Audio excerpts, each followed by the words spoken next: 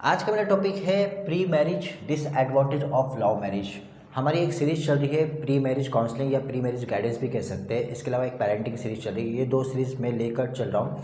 आज हम इस बारे में बात करेंगे pre marriage disadvantage of love marriage, यानी लव मैरिज के डिसएडवांटेजेस क्या है। इससे पहले मैंने बायोडाटा के ऊपर 8 कॉमन मिस्टेक बताया था, जिसका लिंक मैं डिस्क्रिप्शन में दे दूँगा। जिन्होंने देखा नहीं वो जाके देख सकता है। चलते हैं टॉपिक की तरफ, ठीक है। Here are some disadvantage of love marriage. Love marriage के सम डिसएडवांटेज क्या है। सबसे पहला जो डिसएडवांटेज है वो है इमोशनल डिसएडवांटेज। जब भी हमें लव होता है या लवर जो होते हैं उनकी जो सबसे बड़ी जो डिसएडवांटेज है वो है इमोशनल डिसएडवांटेज। इमोशनल डिसएडवांटेज में क्या होता है, love marriage often involve higher expectation which can lead to disappointment and frustration if not meet. इसमें क्या होता है कि लव मैरिज में इन्वॉल्व होता है हायर एक्सपेक्टेशन। अब ये हायर एक्सपेक्टेशन क्या होता है कि जब शादी से पहले जो दो कपल्स होते हैं वो एक दूसरे को काफ़ी हद तक जानते हैं, काफ़ी घूमते हैं, होटल्स में जाते हैं, चौपाटी पे जाते हैं, एंजॉयमेंट करते हैं, मॉल्स में घूमते हैं, तो उनकी जो एक्सपेक्टेशन जो होती है स्पेशली लड़कियों की, वो हायर एक्सपेक्टेशन होती है। वो इसलिए होती है कि उनको ऐसा लगता है कि शादी के बाद भी वो इसी तरह से मुझे घुमाता रहेगा, इसी तरह से मेरे हर फुलफिल नीड्स को कंप्लीट करेगा। बट यहाँ पे क्या होता है कि जब ये एक्सपेक्टेशन मिलती नहीं है तो वहाँ पे क्या होता है, फ्रस्ट्रेशन होता है और लास्ट में सेपरेट या डाइवोर्स भी होने के चांसेस हो जाते हैं। नेक्स्ट जो है इमोशनल टर्मोइल। इमोशनल टर्मोइल में क्या होता है कि the intense emotion involve in love marriage can sometimes lead to emotion turmoil such as jealousy and passiveness. अब इसमें क्या होता है इमोशनल टर्मोइल में, इसमें इंटेंस इमोशनल जो है ना छुपी हुई रहती है, या मैं कहूँ कि इंटेंस इमोशनल इन्वॉल्व होता है इस लव मैरिज में।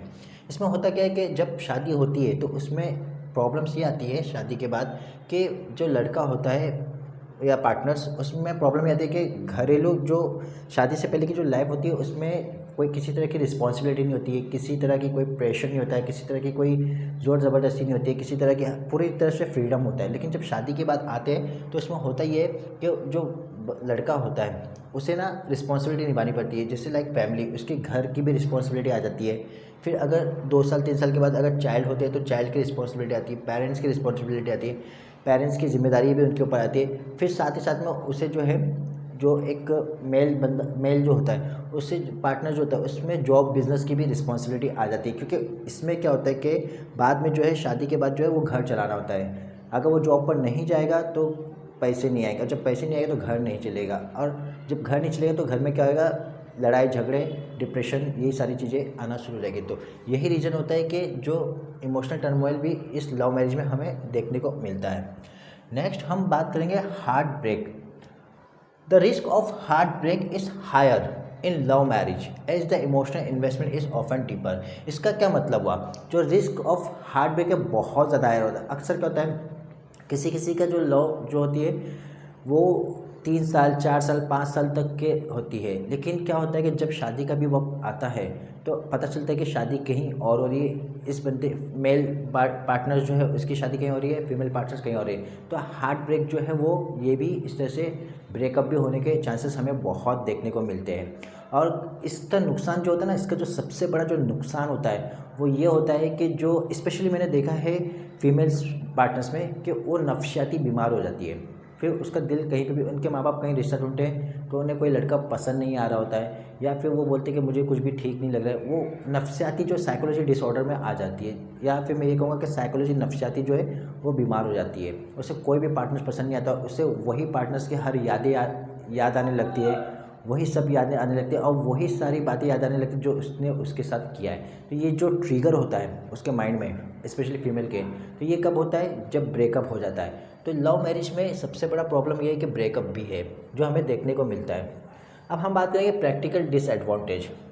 प्रैक्टिकल डिसएडवांटेज में क्या होता है, जब मान लीजिए लव मैरिज थी, शादी हो गई, लव मैरिज शादी हो गई, अब यहाँ पे क्या आएगा, कुछ प्रैक्टिकल डिसएडवांटेज भी हमें देखने मिलेंगे। वो कौन कौन से डिसएडवांटेज है, वो ये financial stress. Love marriage can involve financial stress specially if the couple has different spending habit और फाइनेंशियल प्रायोरिटी। अब क्या होता था शादी से पहले, क्या होता था कि आप देखिए जब 2 कपल्स मिलके घूमने कहीं जाते थे तो जो मेल पार्टनर जो होता था ना वो कहीं ना कहीं दोस्त से या डैडी से झूठ बोल के या किसी न किसी तरीके से अपने जो अगर जॉब करे तो जॉब की कुछ सैलरी से, क्योंकि उसके ऊपर रिस्पॉन्सिबिलिटी नहीं थी, तो वो उस पैसे से वो घुमाने लेके जाता था, या फिर होटल्स में जाते थे, मॉल्स में जाते थे, कुछ भी करते थे, जो एन्जॉयमेंट करते थे, तो वो होता था, वो क्या होता था कि फाइनेंशियल स्ट्रेस नहीं था, फाइनेंशियल बर्डन नहीं था। लेकिन अब होता कि लव मैरिज उन्होंने कर लिया, उसके बाद फाइनेंशियल बर्डन आना शुरू रहती है, रिस्पॉन्सिबिलिटी आना शुरू रहती है, घर गृहस्थी शुरू हो जाती है चलना। तो ये जो प्रॉब्लम है वो अक्सर हमें देखने मिलता है, फाइनेंशियल स्ट्रेस। सेकंड हम बात करेंगे सोशल डिसअप्रूवल। सोशल डिसअप्रूवल में क्या है, लव मैरिज में face social disapproval specially if the couple comes from the different culture और सोशल इकोनॉमिक।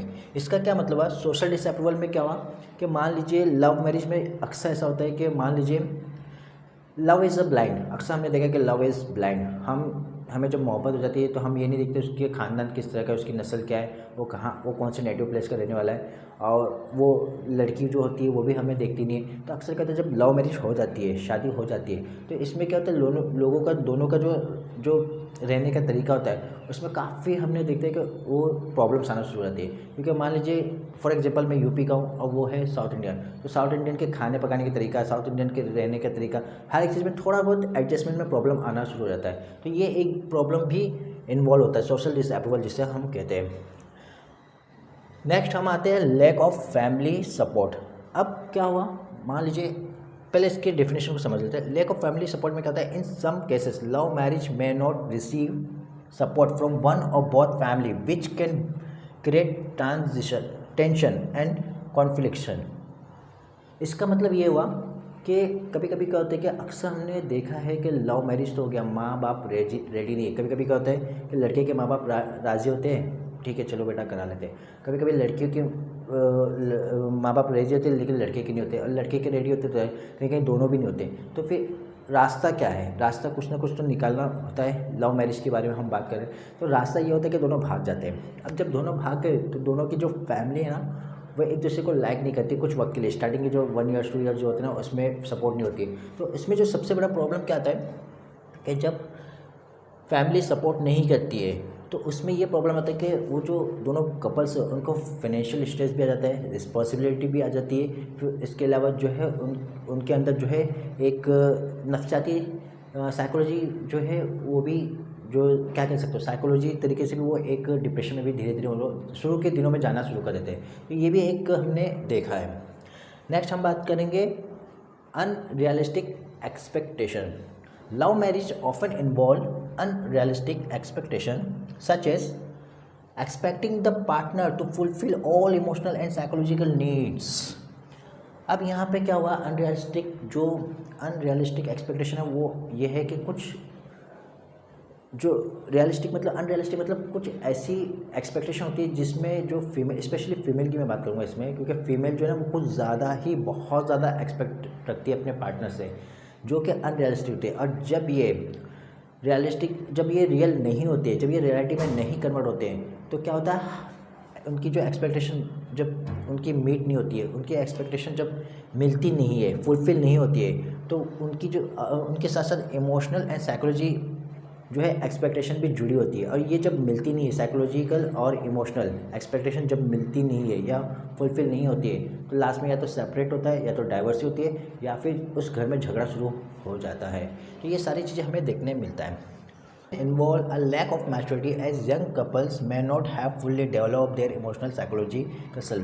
ये बहुत इंपॉर्टेंट पॉइंट्स है। इसमें क्या होता है कि अक्सर जो है लव मैरिज जब होती है तो इसमें कोई यंग एज होता है, कोई 15 साल 16 साल 18 साल के बीच में भाग कर शादी कर लेते हैं या फिर उसी दौरान शादी कर लेते हैं, कोई 30 साल की एज में, कोई 25 साल की एज में। तो इस एज का कोई बैरियर्स नहीं है। तो इसमें होता क्या है कि जब वो इस तरह से शादी कर लेते हैं, भाग कर हो या कोई भी हो, या अक्सर यंग एज के जो बच्चे हैं उसमें ये पाया जाता है कि जब वो इस तरह से हरकतें करते हैं तो उनके अंदर मैच्योरिटी लेवल बहुत कम होता है। उनके ऊपर जब बर्डन आना शुरू होते हैं, लाइक रिस्पॉन्सिबिलिटी आना शुरू होते हैं, फैमिली रिस्पॉन्सिबिलिटी आना शुरू होते हैं, चाइल्ड की रिस्पॉन्सिबिलिटी आना शुरू होते हैं, जॉब कारोबार की रिस्पॉन्सिबिलिटी, तो वहाँ पर वो जो है सर्वाइव करना बहुत मुश्किल हो जाता है और वो फ्रस्ट्रेट होना शुरू होते हैं। आगे चल के यही चीज़ें जो अगर वहाँ पर पार्टनर्स जो दोनों पार्टनर्स है एक दूसरे को अंडरस्टैंड नहीं कर पाए तो आगे चल के सेपरेटनेस होता है या फिर डाइवोर्स होता है या फिर झगड़े उस घर में होना शुरू हो जाते हैं। तो ये सारी प्रॉब्लम्स हमें डिसएडवांटेज ऑफ लव मैरिज में देखने को मिलती है। आखिर में एक पॉइंट्स मैं बताना चाहूँगा, चाहे वो लव मैरिज हो चाहे वो अरेंज मैरिज है, ये है कि शादी से पहले की जो ज़िंदगी होती है वो ये होती है कि स्ट्रेट लाइन होती है बिफोर मैरिज, वो एक स्ट्रेट लाइन होती है, उसमें किसी की जिम्मेदारी नहीं होती। वो स्ट्रेट लाइन क्यों मैंने कहा कि वो लाइन सीधी चलती है, उसमें कोई फ्लक्चुअल, कोई प्रॉब्लम्स, कोई बैरियर्स नहीं आते।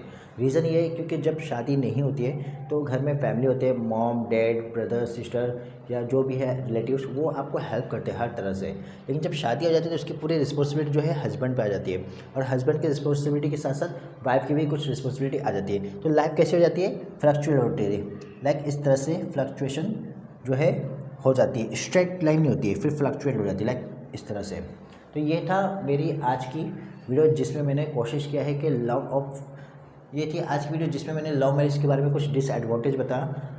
कोशिश करूँगा आगे भी मैं इस तरह के कुछ वीडियोस के ज़रिए से आप लोगों को हेल्प कर सकूँ, गाइडेंस कर सकूँ।